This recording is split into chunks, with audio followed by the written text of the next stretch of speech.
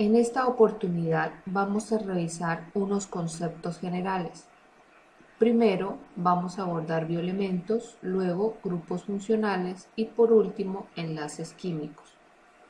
Con respecto a los bioelementos, los cuales se consideran los elementos presentes en la naturaleza que son esenciales para el desarrollo y conservación de la vida. Los bioelementos tienen diferentes criterios de clasificación. Sin embargo, uno de ellos es la clasificación por abundancia. De acuerdo a la clasificación por abundancia, pueden ser primarios, secundarios o terciarios. Con respecto a los primarios, se sabe que están en un 99.3% en la naturaleza y son importantes porque dan origen a las biomoléculas. Dentro de los bioelementos primarios tenemos al carbono, hidrógeno, oxígeno y nitrógeno. Sin embargo, otros bioelementos que también están dentro de los primarios es el azufre y el fósforo. Solo que los cuatro primeros se destacan porque forman las biomoléculas, tales como los carbohidratos, los lípidos, las proteínas y los ácidos nucleicos. Estos elementos reúnen una serie de propiedades que los hacen adecuados para la vida, ya que forman entre ellos enlaces covalentes muy estables para compartir pares de electrones. Carbono, oxígeno y nitrógeno pueden formar enlaces dobles o triples. De esta forma, estos bioelementos primarios constituyen los componentes moleculares de la materia viva, porque con ellos se construyen las biomoléculas orgánicas presentes en todos los seres vivos.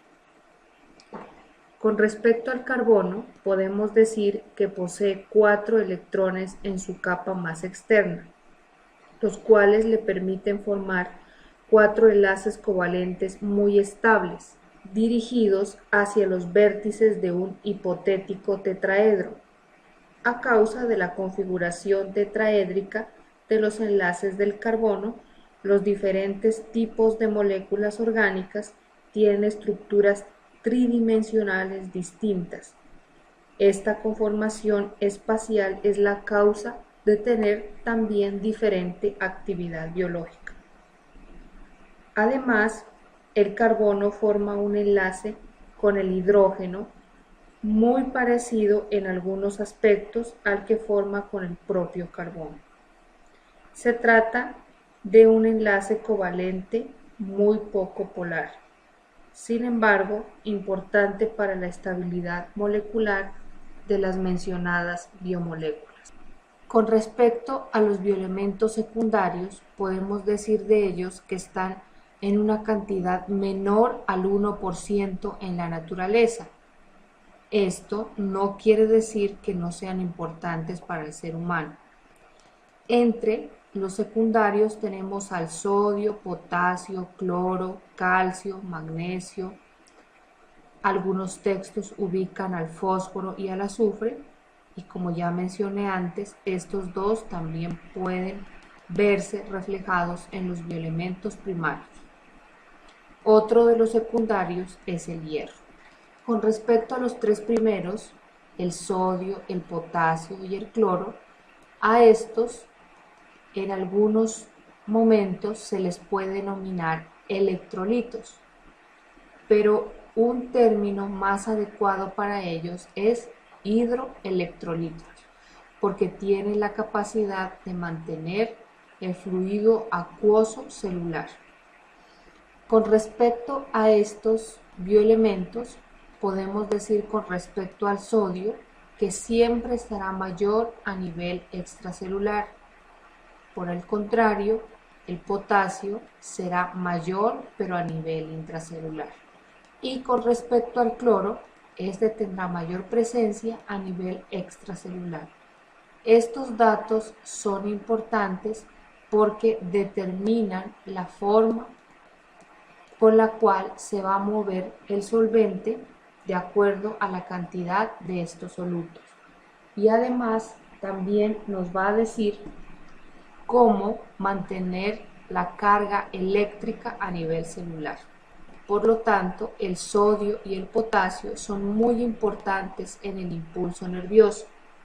Como vemos en esta figura, una neurona, la cual al recibir un estímulo tiene la posibilidad de generar un impulso nervioso, el cual consiste en dos grandes pasos.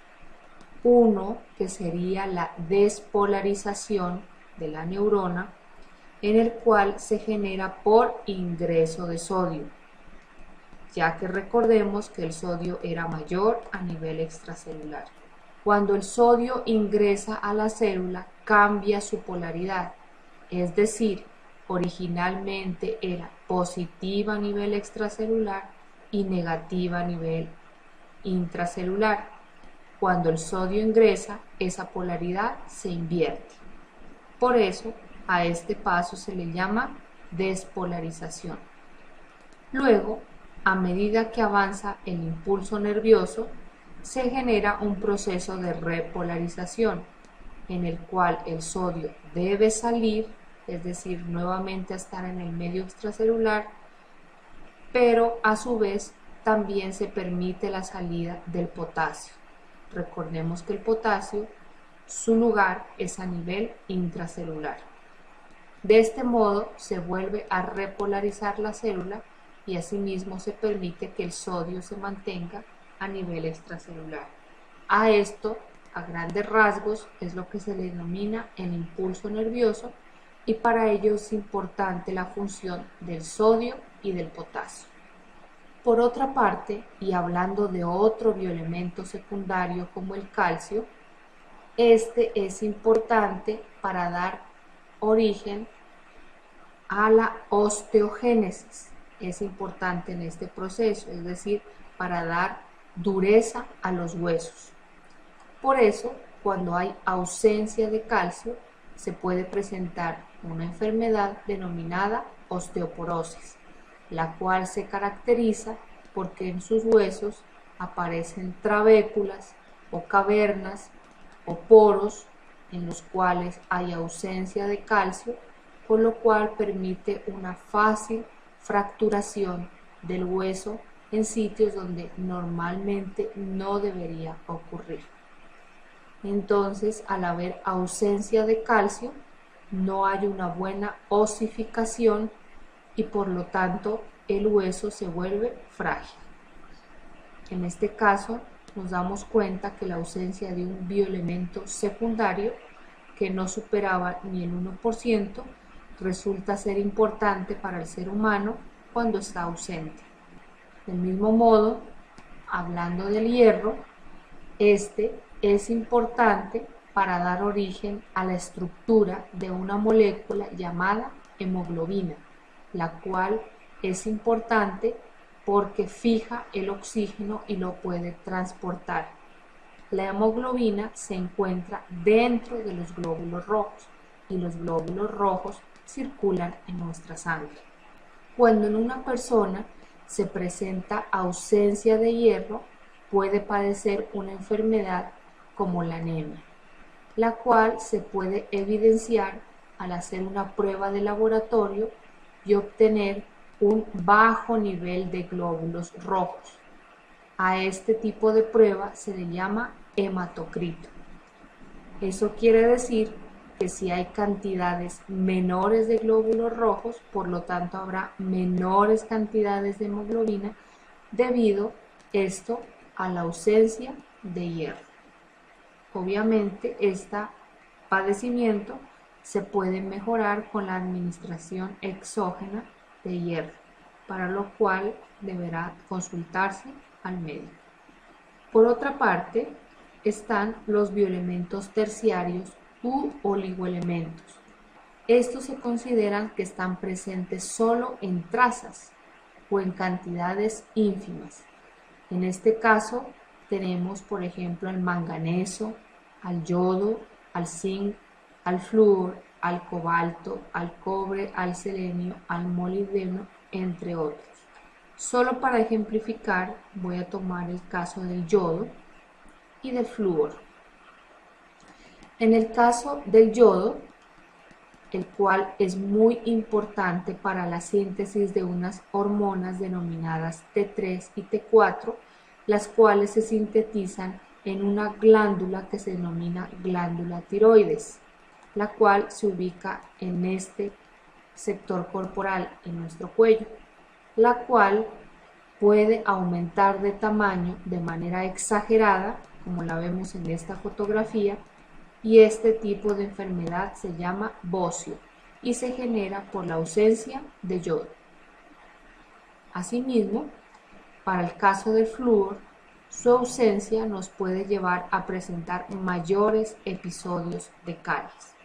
Entonces, los bioelementos terciarios, a pesar de estar presentes solo en trazas, son importantes para el desarrollo normal de nuestras células a nivel corporal. Bien, entendido este primer tema, pasamos a revisar el segundo de hoy, que serían los grupos funcionales. Los grupos funcionales se deben entender y reconocer porque son importantes para comprender temas posteriores como el de las biomoléculas. Hoy vamos a revisar los grupos funcionales que son más frecuentes en las biomoléculas. El primero de ellos es el hidroxilo, caracterizado por la presencia de este OH, que se reconoce más en los alcoholes. Para el caso de las biomoléculas lo veremos muy presente en los carbohidratos, es donde más vamos a mirar la presencia de grupos hidroxilos. Otro grupo funcional es el carbonilo cetónico y el carbonilo de aldehídos. Estos grupos funcionales los veremos muy frecuentes también en los carbohidratos. De hecho, son tan importantes que dentro de los carbohidratos hay dos grupos en los cuales engloba estos grupos funcionales. Unos son las cetosas, que obviamente se entiende que tendrán grupo funcional cetónico, y otros serán las aldosas, que tendrán como grupo funcional aldehído. Ejemplo de ello, para el caso de los que tengan grupo funcional aldehído, tenemos la glucosa, y que tengan grupo funcional cetona, tenemos la fructosa. Otro grupo funcional es el carboxilo, el cual lo vamos a encontrar presente en los ácidos grasos. Los ácidos grasos son un grupo que hacen parte de los lípidos. Otro grupo funcional es el éster. Este grupo funcional realmente resulta de la unión de un grupo carboxilo con un grupo hidroxilo.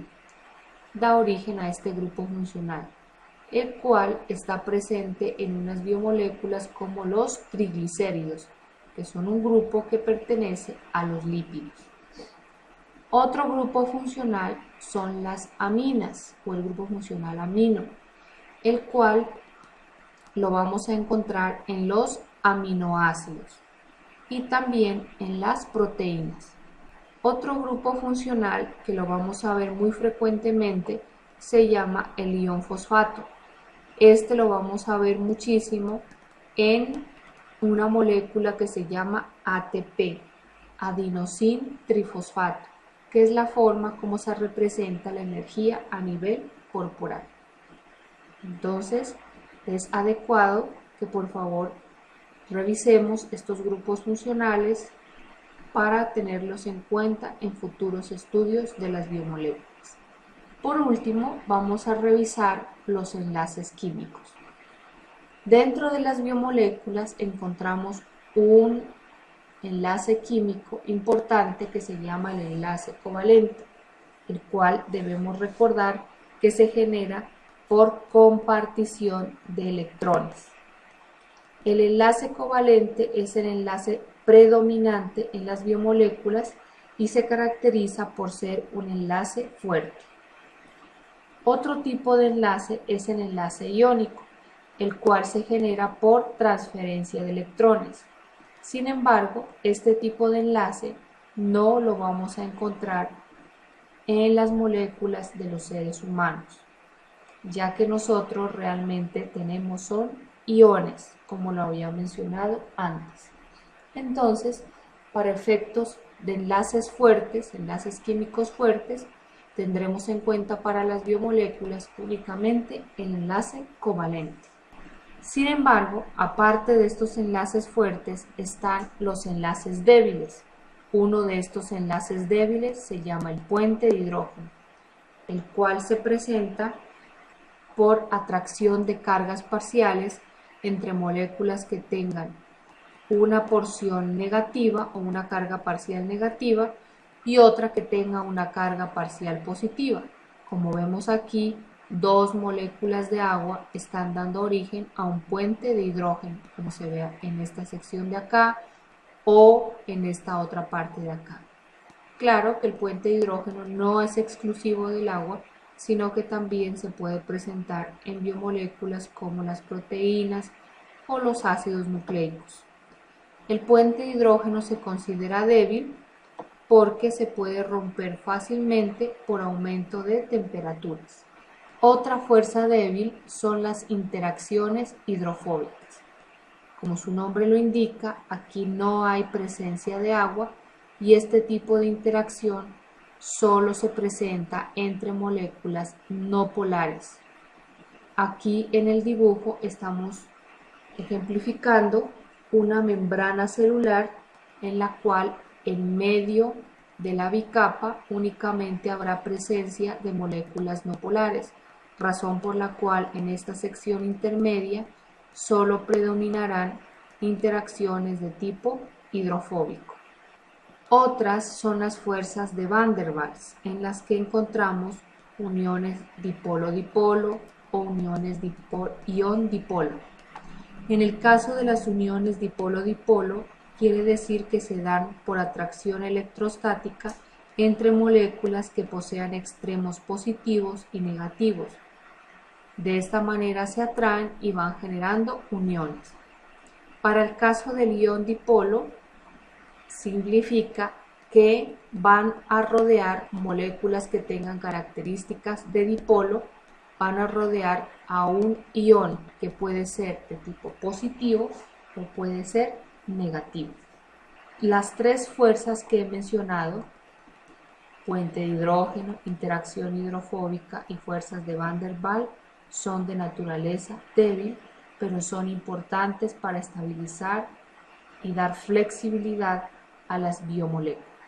Hablando de biomoléculas, las biomoléculas pueden ser de dos grandes categorías: biomoléculas inorgánicas y biomoléculas orgánicas.